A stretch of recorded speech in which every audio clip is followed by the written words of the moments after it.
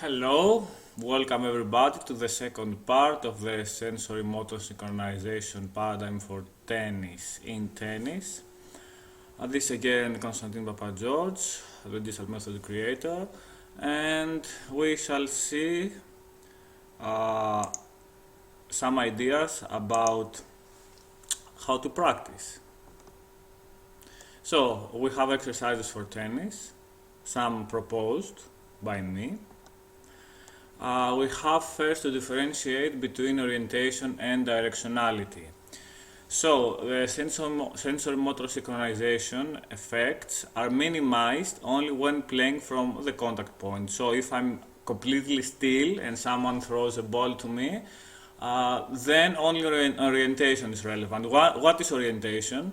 If I'm standing on the court and someone asks me, point to me the target, a target area, or point to me the point where the baseline and the sideline meet each other. So I can just do something like this, and this all has to do with orientation. I may know where a target is, but still I may have very poor directionality. For example, I may see the target, or I may know where the target is, and I have no directionality, so my ball goes somewhere else. Okay, or even when I have good directionality and bad orientation, I may think that the target is in a specific area. I may successfully direct the ball there, but because my orientation is poor, the target was out. It was not where it was supposed to be. All dynamic movements have to do with directionality, and directionality is affected by SensoriMotor synchronization. There, directionality is not the same as orientation. So, to cut a long story short, in tennis, the way we hit any ball, we have to use directionality, so we have to synchronize our movements with the ball, not just point correctly, because we're constantly changing our direction. We should have good synchronization to send the ball where we want. So how can we define the inter-onset interval in tennis? A good way is from opponent's racket, opponent's contact point to ball bounce to in my court. It could be also from me opening my racket until my contact point, or even the end point. We'll see an exercise later on, or any other similar period that suits you. You can use a ratio 1 to 2 or 1 to 5, as you have seen, I guess, in the on-court examples. And this is a rhythm that I propose: 1, 2, 3, 4, 5. 1 is the beginning of my movement, or when I do check, so I could say check 2, 3, 4, 5, and 4 is when the ball bounces. I've already shown you this very important exercise about uniting the contact point with the end position. So the goal of this exercise is that the end position will feel as a contact point. They will be unified. And this exercise can be practiced in both ratios.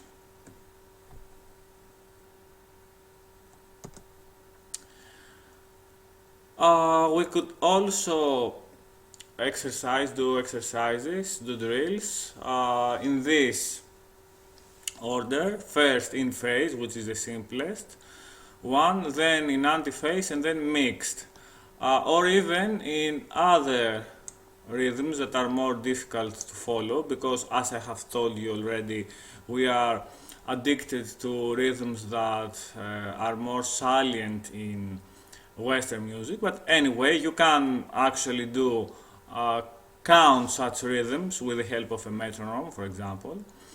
So you should train more complex rhythms, okay, not just phase and anti-phase. You should vary the intertapping interval, whatever you have defined it to be. Uh, you should try, that is, different variations, okay, different rhythms. That's a more simple way to put it. Always be a researcher and find the phase reversion points. The phase reversion points, as I've told you, are points where a more complex rhythm drifts back to a simpler one. Simpler for us, okay, not for a person living in, I don't know, Africa, or something like that. As I've told you, these are the rhythm I propose, 1, 2, 3, 4, 5. In each case, the first letter is the start of my movement or my check, or here it's just the hitting of the ball, it's the same thing. So this is the simplest case. This is when, for example, things go too fast. This is, for example, in serve returns. In all these cases, 4 designates the ball bounce. This might be a first volley and this could be a second volley. So this is how we could, for example, subdivide or count the rhythm of different cases. The concept of anti-fragility or contextual interference, as we say it in sports. So we should introduce perturbations from an early point on, such as distractor stimuli. And the closer the distractor sequence is to the inter-onset interval, the more difficult the exercise gets. It's easy to ignore a completely irrelevant rhythm than a rhythm that is very close to the rhythm you're trying to follow. How do we work on the two limits of the inter-onset intervals? Okay, on the biomechanical limit, what happens is the kinetic chain collapses, and from serial it becomes unit kinetic chain. So we should, using a unit kinetic chain is fine, but we should study the transition point that make the transition very smooth. The upper threshold, where SensoriMotor synchronization becomes reaction time, we can use subdivision strategies like, again, counting 1, 2, 3, 4, 5, or anchors, and the subdivision strategy like counting can be used as an anchor as well. Anchors could also be visual, something like seeing the ball at a certain height and preparing something in our movement. When a good feeling has been established in both cases, we can mix the two limits in drills that are based on a random practice type of sequence.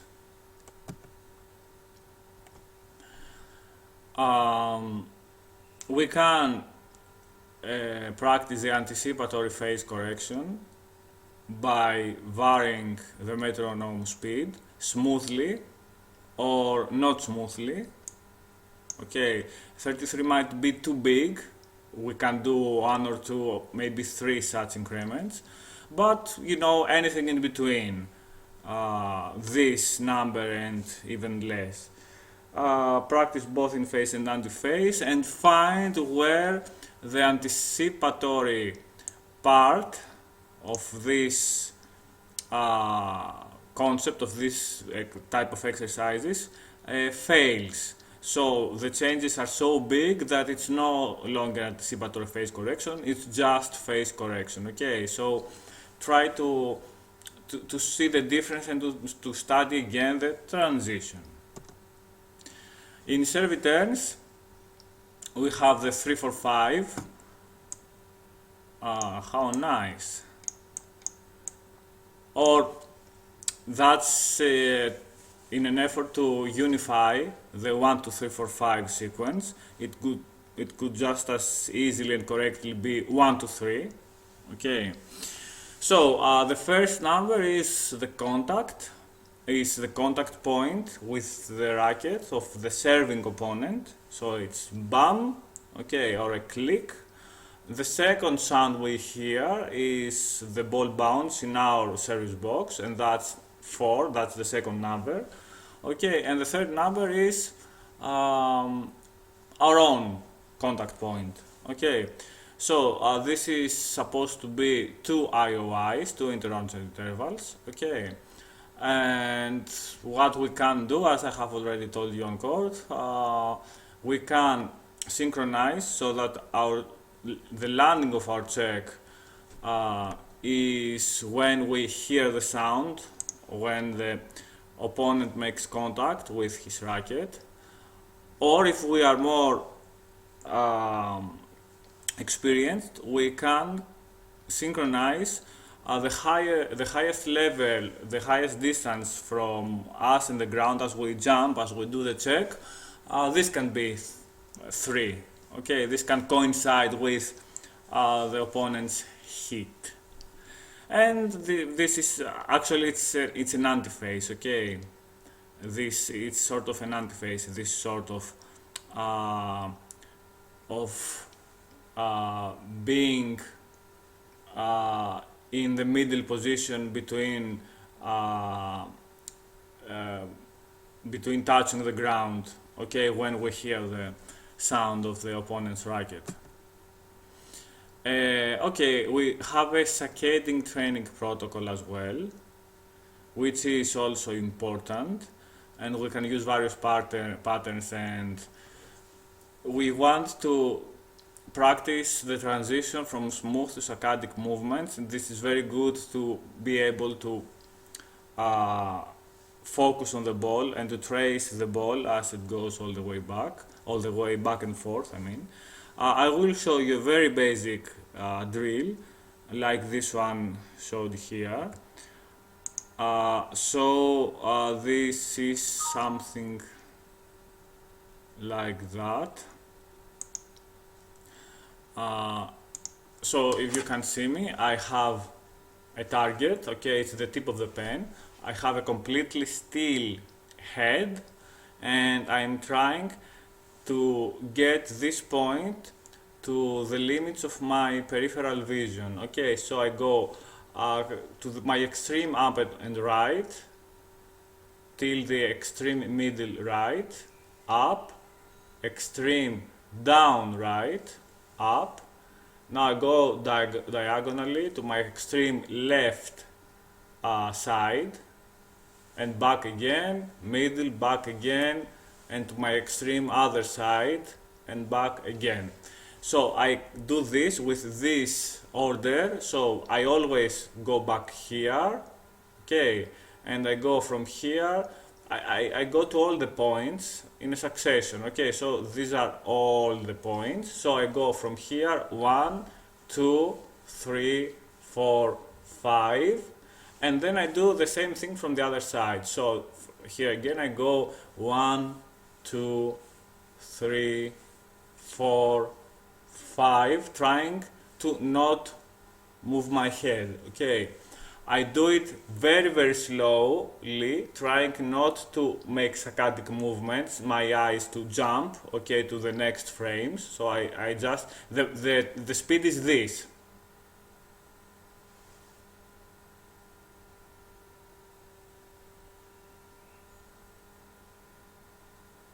And so on and so forth.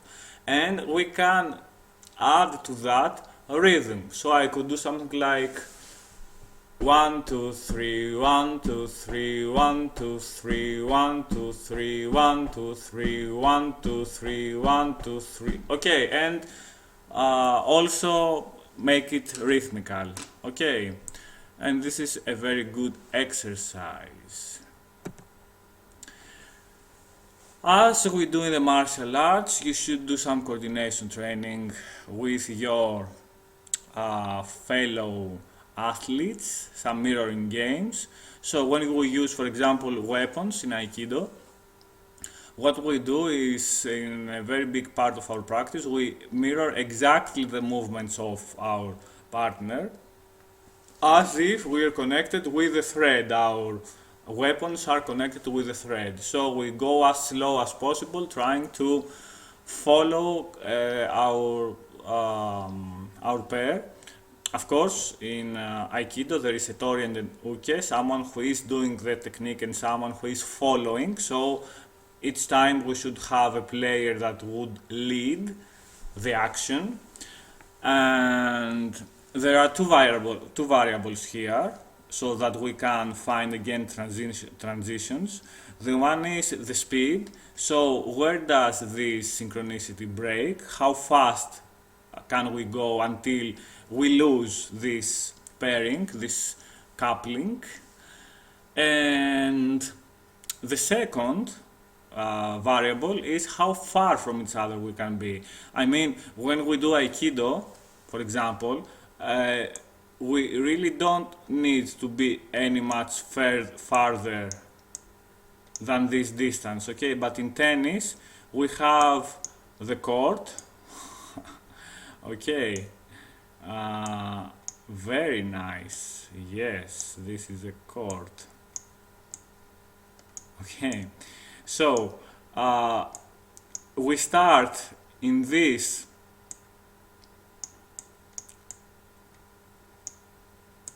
distance from each other, but we go further apart from each other. So eventually, at some point, our distance is one court apart. Okay, the coupling, the synchronization will break much earlier than this, of course. Okay, but that's another transitional point we should study. So, thank you again for watching. I'll see you in the next chapter. Bye.